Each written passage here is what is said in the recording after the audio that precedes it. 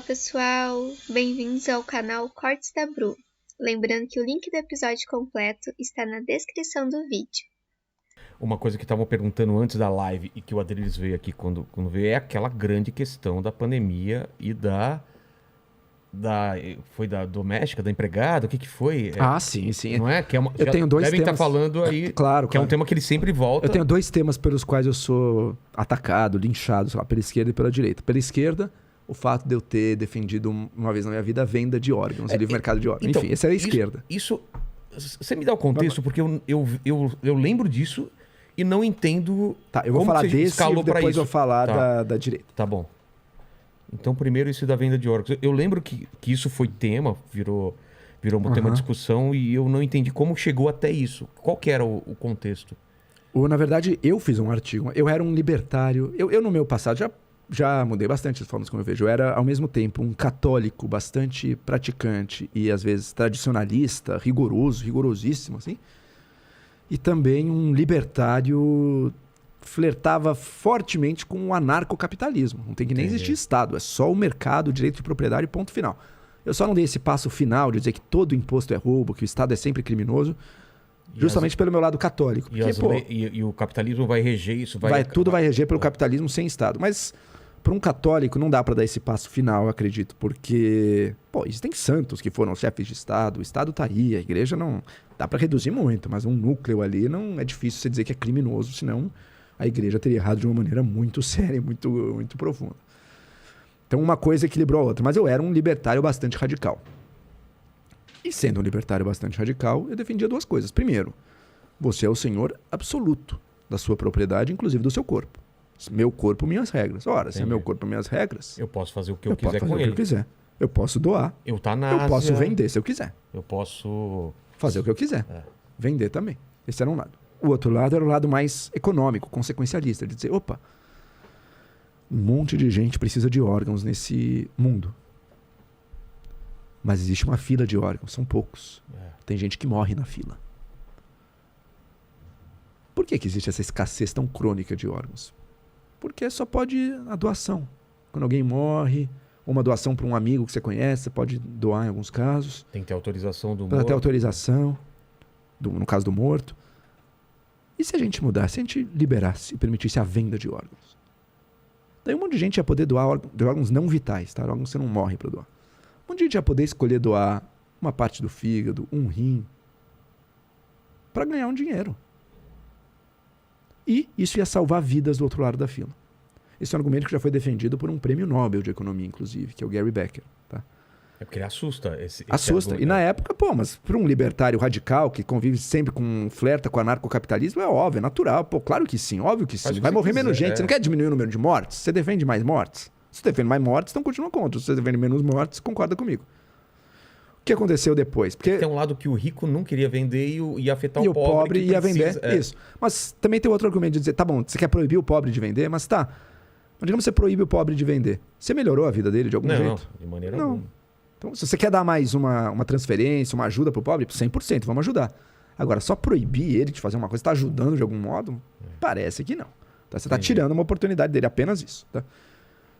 O que eu não via é o limite desse pensamento liberal, que tem uma premissa por trás, que é a seguinte: o indivíduo sempre sabe o que é melhor para ele. Isso nem sempre é verdade. O indivíduo nem sempre é o melhor senhor das suas escolhas. Muitas vezes ele é. Mas um indivíduo viciado em drogas, por exemplo, que quer mais crack, esse cara, não sabe. Por uma teoria pura de um ultraliberalismo totalmente relativista, vai dizer, quem sou eu para julgar? Se ele acha que a felicidade dele é fumar crack, quem sou eu para julgar essa felicidade dele? Mas claramente ele não está com o poder das decisões. Claramente, ele não está fazendo uma escolha que, por um ponto de vista minimamente mais substantivo, que não é totalmente relativista, assim, que diz, olha, eu consigo ver que aquilo não é o melhor para ele. Eu consigo ver que tem decisões desastrosas para ele. E não tem grandes problemas de eu limitar, às vezes, essas escolhas. Se você percebe isso, você passa a ver, então a decisão de vender órgãos também, muitas vezes, certamente, vai ser motivada pelo desespero.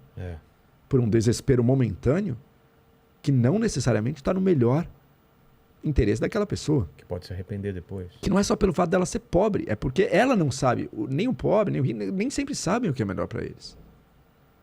E é óbvio que ela pode se arrepender depois. E é óbvio que o pobre vai ter muito mais situações de desespero do que o rico, isso sem dúvida. Então, há um sentido em você, peraí, não vamos deixar isso. Vamos tirar essa opção da vida da pessoa. Assim como, por exemplo, você tem que tirar na marra a opção da pessoa vender a própria liberdade. Isso foi uma coisa que, se não me engano, foi o Solon, lá na Grécia Antiga, um legislador ali. Falando do trabalho escravo. Do trabalho escravo. Ele disse, não pode mais escravidão por dívida. Por quê? Porque se você permitir isso, muita gente se escraviza. Se endivida até dizer, tá bom, eu cedo minha liberdade em nome disso aqui. Porque eu quero um pouquinho a mais agora. E você cria a escravidão. Então você precisa limitar o grau de escolha das pessoas, né?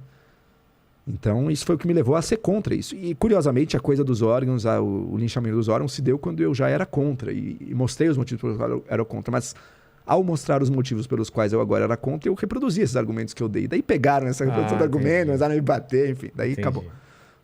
Mas enfim, até hoje... Agora eu entendi perfeitamente. Se você for num meio mais de esquerda, eu ainda vou ser a coisa dos órgãos. É a primeira coisa que fala maluco, não sei o quê. Olha, de fato, é uma ideologia levada a um extremo, né? Mas que faz sentido dentro de certos pressupostos. E não é trivial. Muitas pessoas que criticam de maneiras equivocadas. E não sabem responder. Mas peraí, você, muita gente de esquerda, adora o slogan Meu Corpo, Minhas Regras. Hein? Peraí, ontem você estava dizendo isso numa outra questão aí. E agora você vai ser contra? Por quê? Então muita pessoa bate, mas não tem nem ideia do pensamento. Tá? Bate porque é da tribo dela. Tá? Esse foi um ponto. Esse é o ponto pelo qual eu sou linchado pela esquerda. Agora o ponto pelo qual eu sou mais linchado pela direita. Eu, desde o começo da pandemia, me preocupou muito e eu lembro até de eu discutindo com o Leonardo Sakamoto, conhece o jornalista, um cara muito bom, mais de esquerda. Que aliás queria trazer aqui também. Quem seria um ótimo diálogo, um cara com muito conteúdo. Eu estava discutindo com ele isso no início de 2020. Eu lembro da gente discutindo a pandemia e dizendo desde o início, olha, a gente precisa ter... Nas redes ou em algum programa? Era num programa que a gente tinha chamado Sem Treta, naquele canal My News. Tá. A gente não tem mais esse programa, mas enfim, na época existia. Era bem legal. Hoje em dia eu tô com ele na UOL News. Na UOL News toda terça e quinta. Hoje mesmo eu debati com ele ali. É sempre uma discussão enriquecedora. Mas lá atrás era essa discussão. A pandemia tá chegando. O que vai ser feito? Dá para fechar tudo de uma vez? Não, peraí. Fechar tudo de uma vez tem que lembrar que tem um lado... As pessoas têm que viver. A coisa tem que funcionar. E ambos concordamos nisso até.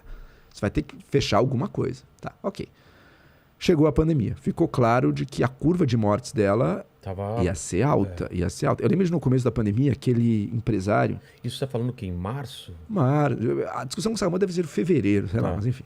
Era antes de ter o fechamento. Aí. Ou bem comecinho de março ou fevereiro. Eu lembro até daquele cara da rede de hambúrguer lá, o Madeiro. O Madeiro. Ele fez um vídeo, vai parar a economia por 9 mil mortes? Não dá, não faz sentido, né? Nossa, não sei ainda estava em 9 mil mortes só? Nem tinha chegado nisso, mas havia, pelos mais otimistas, era tipo, vai morrer algumas pessoas, mas ficou claro que não ia ser 9 mil mortes. Escalou de um... Ia ter morte de verdade, tá? Ia ter centenas de milhares, quem sabe até 1 milhão de mortes. Começou a se desenhar essa possibilidade. Tá? Dado isso, algum tipo de fechamento ia ser necessário. Algum tipo de medida de isolamento vai ter que ter, porque senão, se você estoura a curva, se você colapsa os hospitais, as pessoas começam a morrer não só de Covid mais, começam a morrer de tudo. Porque todo mundo que precisar de um hospital... Não vai ter. Não vai ter. Você vai ter que ter alguma medida de isolamento com alguma racionalidade, com alguma coisa. Existe um excesso de isolamento. Por exemplo, 0 casos, você fecha tudo e deixa todo mundo parado em casa. Loucura. Mas existe também o outro lado, que é não vamos fazer nada, cada um que se vire, você vai ter 1 milhão de mortos. É preciso ter algum tipo de medida para impedir isso. É o caso da Inglaterra. A Inglaterra começou com essa estratégia da imunidade de rebanho. O Boris Johnson, que é um cara de direita, inclusive.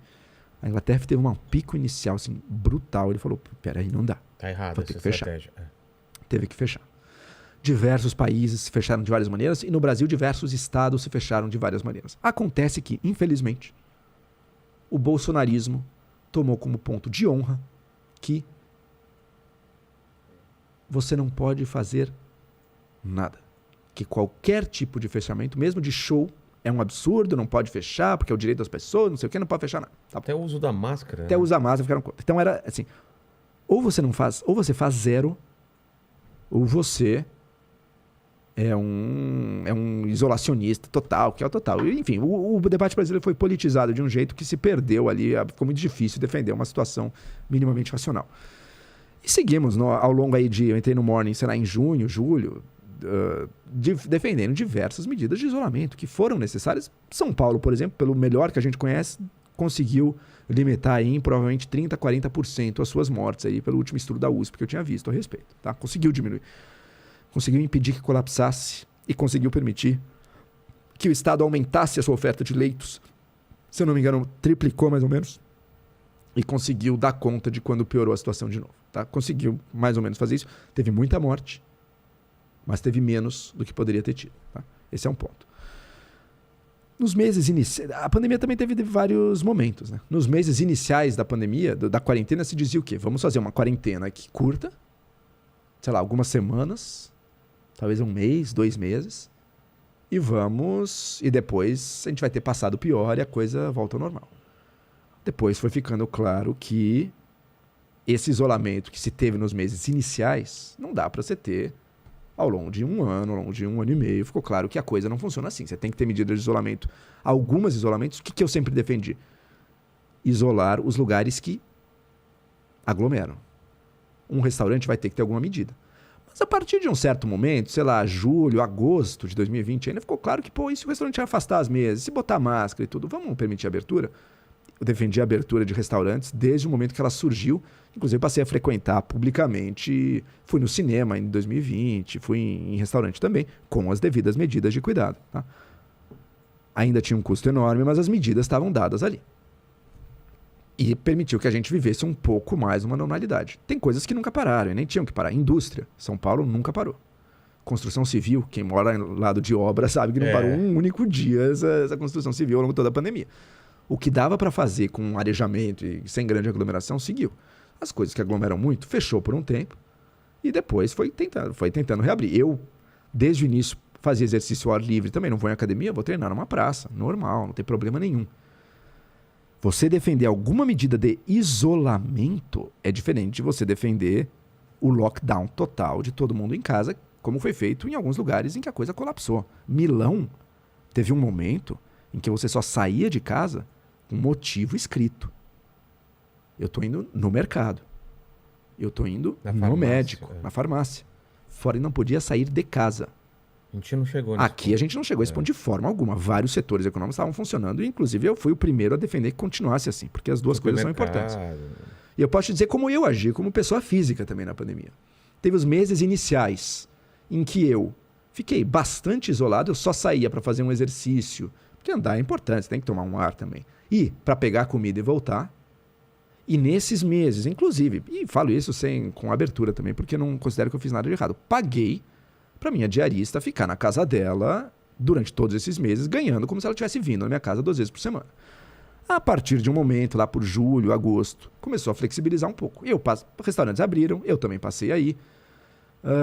Um pouco posterior a isso, passei na Jovem Pan também, mas depois voltou, enfim. Mas a coisa estava um pouco mais flexível. Por até sugestão da minha própria diarista, falou, você não quer que eu vá uma vez aí de vez em quando seus filhos estão aí para ajudar também? Claro, vem aí. Eu pago, inclusive, o transporte. O transporte público sempre foi um risco, né, na pandemia. Que o poder público lidou muito mal, por exemplo. Uma medida básica que a autoridade não tomou era a distribuição de máscaras eficazes, aquela máscara que fecha direito, em pontos de terminais e coisas para ajudar no transporte público, para reduzir, em metrô, estações de metrô, para reduzir a taxa de expansão. Então, o transporte público sempre foi um risco.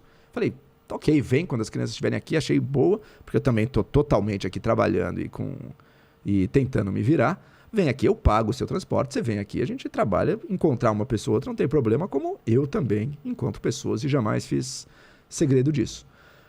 Agora misturou-se as coisas. Pegaram uma cena... E eu nem fiz questão de esconder, na verdade. Às vezes aparece. O meu filho apareceu já em tela, a diarista apareceu já em tela.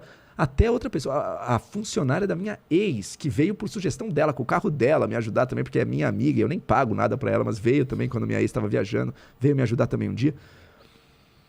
Tudo isso aparece em tela. E daí o pessoal do bolsonarismo, que está de um lado dizendo tudo que não é abertura completa, lockdown total, fica em casa total, pegou isso e disse, olha como é hipócrita. Gente, não teve hipocrisia rigorosamente nenhuma. eu jamais fiz algo que eu discordasse do ponto de vista de aglomerações de pandemia, forçando alguém a se aglomerar em pandemia nenhuma. Até pagava o transporte, inclusive, e no momento em que eu também estava disposto a ir para lugares se precisassem de alguma coisa minha. Tá? Então, por união disso, somado, e esse é o elemento central, há uma tentativa de demonização política, porque eu sou um crítico do governo Bolsonaro, capitaneado pela Bia Kicis. Foi ela que capitaneou essa polêmica em mais de uma vez. Ela já trouxe mais, ela volta e meia atrás. Se eu começo a ouvir muito desse tema, eu já sei. Foi a Bia Kicis, deve ter postado alguma coisa de novo. Aconteceu isso. Mas tudo bem. Isso, assim como a esquerda mais petista me lincha pela coisa dos órgãos, a direita bolsonarista me lincha por ter chamado, pagando o transporte particular, a minha diarista alguns dias quando meus filhos estavam juntos, num momento em que eu mesmo defendia a abertura segura da economia. Teve alguma contradição aí? Não teve contradição nenhuma. O que teve é um julgamento que... Você não estava defendendo o lockdown mas esse é o ponto. E também no caso dos órgãos, sabe? Às vezes eu vou tentar argumentar com a pessoa, mas você vê que, ela não está querendo escutar nada. O que ela está querendo é destruir alguém ali. Então, não adianta discutir muito isso também. Eu tenho tranquilo com tanto com a minha defesa passada dos órgãos, olha, tudo bem. Com a consciência, eu defendi o que eu acreditava, quanto com tudo que eu fiz e faço durante a pandemia, e defendi também. Sei muito bem que jamais fui do time, não vamos fazer nada, vamos dar cloroquina. Isso matou gente no Brasil. Quem defende isso matou pessoas no Brasil, infelizmente. E também não defendi o lockdown absoluto, estrito, nível Argentina, sei lá, jamais defendi Milão, isso. Ou Milão no foco do negócio. Argentina também?